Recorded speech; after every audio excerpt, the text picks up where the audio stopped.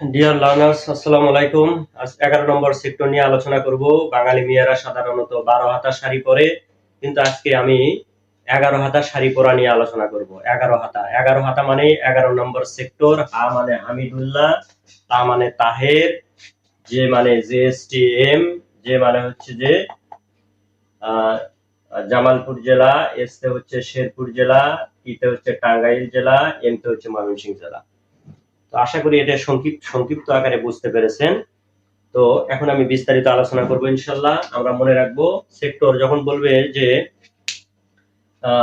হামিদুল্লাহ অথবা কর্নেল তাহের কত নম্বর সেক্টরে ছিল, তখন হামিদুল্লাহ হা আর তা দেখে মনে করবো যে এটা 11 নম্বর সেক্টরে, এটা অর্থাৎ 11 হাতা মনে রাখলে হবে। তো 11 মানে হচ্ছে 11 নম্বর সেক্টর। 11 মানে হচ্ছে 11 নম্বর সেক্টর।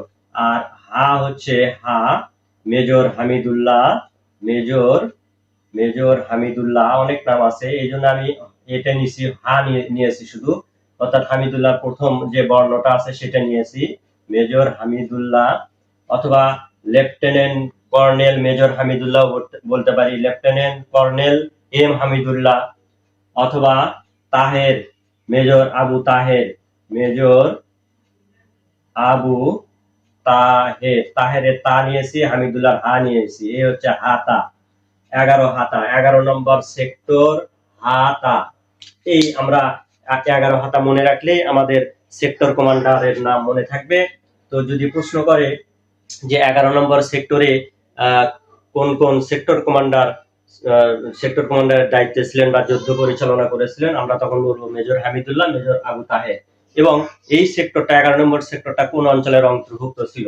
তো আমরা জানি যে ওটা কিশোরগঞ্জ অঞ্চল ব্যতীত সমগ্র হচ্ছে যে ময়মনসিংহ জেলা, তারপরে হচ্ছে টাঙ্গাইল, তারপরে এসতে হচ্ছে শেরপুর, যেতে হচ্ছে জামালপুর, অর্থাৎ যে হচ্ছে জামালপুর, এস হচ্ছে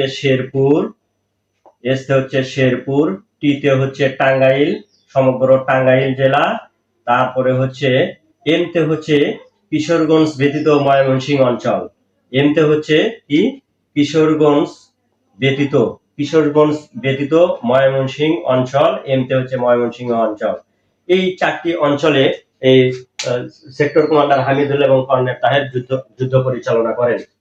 তো এখানে আমরা জেএসটিএম মনে রাখবো, অথবা আমরা এটাও মনে রাখতে পারি, আমরা যে ঠাঙ্গামারা মহিলা সবুজ সংঘ নামে একটা কথা আছে, টিএমএসএস, সেখানে টিএমএস জে দিব, অথবা জেএসটি ইমাম, আমরা এইচটি ইমাম নাম শুনেছি, এখানে আমরা লিখবো হচ্ছে জেএসটি ইমাম, না বলে এম বলবো শুধু।